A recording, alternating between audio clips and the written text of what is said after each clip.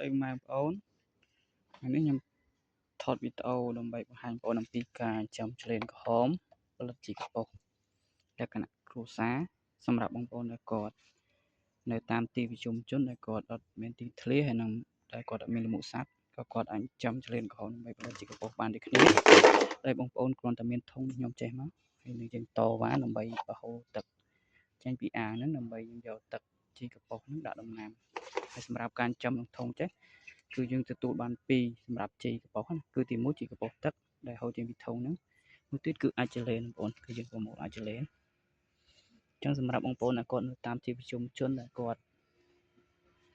អត់សូវមានទីធ្លាហើយនឹងគាត់សបោកាកសំណល់ផ្ទះបាយណាកាកសំណល់ផ្ទះបាយបងប្អូនអាចចិញ្ចឹមឆ្លេងផងដើម្បីផលិតជីកប៉ុស្តិ៍ដាក់ដំណាំតិចតួចនៅផ្ទះយើងទៅក៏ល្អដែរសម្រាប់ឆ្លេងក្រហមនេះវាងាយចិញ្ចឹមបងវីដេអូខ្ញុំបង្ហាញបងប្អូនចឹងគឺយើងមានធុងមួយចឹងមកហើយបងប្អូនត្រូវមានដី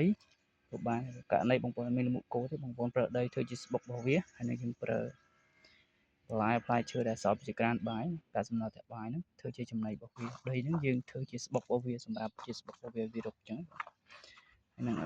បន្លែផ្លែឈើ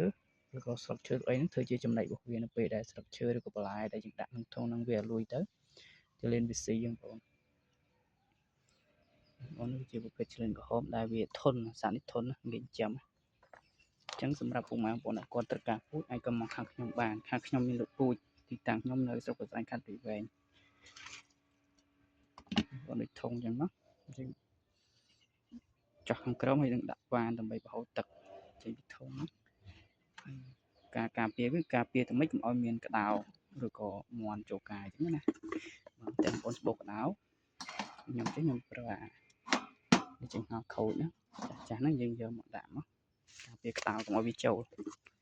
តោះហើយក្តៅចូលស៊ីព្រោះចលេននេះវានិយាយទៅសត្វចូលចិត្តស៊ីមាន់ទាតាមមាន់ទាទៅក្តៅក៏ស៊ីដែរ